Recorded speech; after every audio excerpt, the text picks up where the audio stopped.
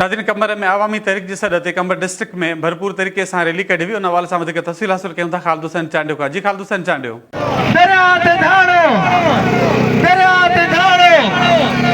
अवामी तहरीक जे सॾ ते ज़िले कंबर सदादकोट में मुख़्तलिफ़ तंज़ीमुनि ऐं अवामी तहरीक जे नौजवाननि साथियुनि जेको सिंधु दरिया मां तकरारी शक केनाल वफ़ाक़ ॾाढो करे कढे पई, उनखे रद्द करण जे लाइ मुसलसिल सिंध जो अवाम सरापा एहतजाज बणियल आहे। पर अफ़सोस सां चवणो थो पए त वफ़ाक़ पंहिंजे हिन कयल फ़ैसिले खां हरू भरू बाज़ न पई अचे। वधीक अचो त हितां जे उहिदेदारनि सां ॻाल्हायूं त उन्हनि जो छा चवणु आहे। इन्हनि तबाही बर्बादी कई आहे। अवामी तहरीक मुंड खांडी दाह कंदी पई अचे। पुलिस साहब मुंड खांडी इहा ॻाल्हि करे पियो त ही असांजो पाणी बि रोकींदा। ही वाक़ई हिननि इहो कयो आहे। हींअर असांजी सिंध खे बंजर करणु चाहिनि था। ही केनाल कढी ऐं जेको चोलिस्तान आहे, चोलिस्तान में जेकॾहिं पाणी ईंदो उते को कंहिं क़िस्म जो को फ़ाइदो कोन्ह थींदो।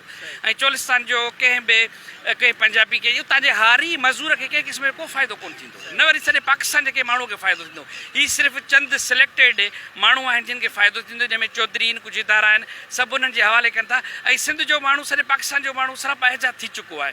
इन में हर माण्हू ने अची विया आहिनि। तंहिं करे ही हिननि खे कढणु कोन ईंदो। कलेक्टर ॾींहुं जेको इहो 4 तारीख़ जो जेको प्रोग्राम थियो, हीअ त ओॾी महिल असांखे यरगमाल ऐं ॿधल पे नज़र आयो। हिननि जे पेरनि में ज़ंजीर हुया। हिननि ॻाल्हि अहिड़ी कई, माण्हू हिननि खां जॾहिं पे पुछो त साईं पाणी जी ॻाल्हि कयो, केनालनि जी ॻाल्हि कयो, चयां ॻाल्हि कंदुसि तव्हां हलिया वेंदव। माना ही हिकिड़ो यरगमाल थियल आहे। असां सां यकी धोखा थिया आहिनि।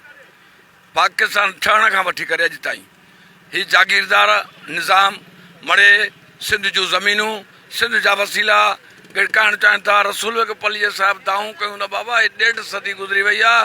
हे असांजो पए सिंधु दरिया चुरायो अथनि ऐं झेड़ो जेको जंग थींदी सा पाणी ते थींदी।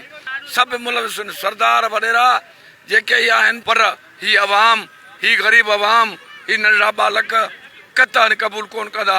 असांजी जंग जारी रहंदी जेसीं राति अंधारे हूंदी। सिंधु दरिया पंहिंजो जीए, सिंधी अवाम जीए।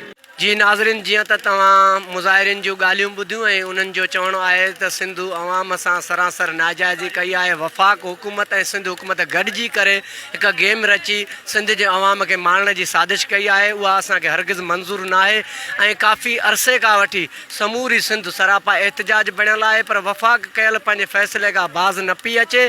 जेकॾहिं नथी अचे, को बि नुक़सानु थियो, उनजो वफ़ाक़ ऐं सिंध हुकूमत ज़िम्मेवार रहंदी। BTV न्यूज़ सां गॾु ख़ालिद हुसैन चांडियो। वॾी महिरबानी ख़ालिद हुसैन चांडियो।